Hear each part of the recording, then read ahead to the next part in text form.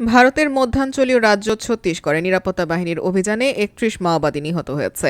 রোববার ৯ ফেব্রুয়ারি রাজ্যের দক্ষিণ পশ্চিমাঞ্চলীয় বিজাপুর জেলার ইন্দ্রাবতী জাতীয় উদ্যানে দুপক্ষের সংঘর্ষ শুরু হয়। এতে আরও প্রাণ হারিয়েছে নিরাপত্তা বাহিনীর ২ সদস্য। চলতি বছরে দেশটির সবচেয়ে বড় এনকাউন্টারের ঘটনা এটি। গোপন সূত্রের বরাতে সেখানে অভিযান চালায় দেশটির নিরাপত্তা বাহিনী। জেলা reserve group, special task force ও বাস্তার ফাইটার ফোর্সের নিরাপত্তা কর্মীদের সমন্বয়ে গঠিত যৌথ বাহিনীর হাতে নাস্তানাবুদ হয় মাওবাদীরা। অভিযানে স্বয়ংক্রিয় অস্ত্রসহ অনেক গোলাবারুদ উদ্ধার করা হয়েছে। তল্লাশি অভিযান এখনও চলছে বলে জানিয়েছে ভারতীয় একাধিক গণমাধ্যম।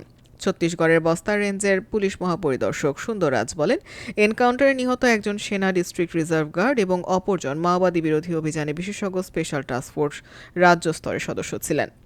এই অভিযানের প্রশংসা করেছেন ভারতের কেন্দ্রীয় স্বরাষ্ট্রমন্ত্রী অমিত শাহ। বলেন, নকশাল মুক্ত ভারত অর্জনের পথে এটি বড় সাফল্য। গত বছর তিনি ২০২৬ সালের মধ্যে মাওবাদী বিদ্রোহ দমন করার বিষয়ে আশা প্রকাশ করেছিলেন।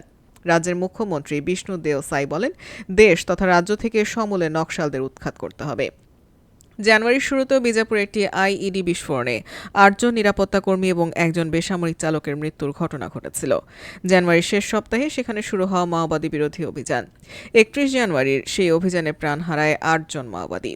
উল্লেখ্য, ভারতীয় সৈন্যরা ১৯৬৭ সাল থেকে মাওবাদীদের সাথে লড়াই করে আসছে। দেশটির সরকারি নথি অনুযায়ী নিরাপত্তা বাহিনীর অভিযানে গত বছর ২৮৭ বিদ্রোহী নিহত হয়েছে, যাদের বেশিরভাগই ছত্তিশগড়ের। বিদ্রোহীদের দাবি, প্রান্তিক আদিবাসী জনগোষ্ঠীর অধিকারের জন্য তারা লড়াই করছেন।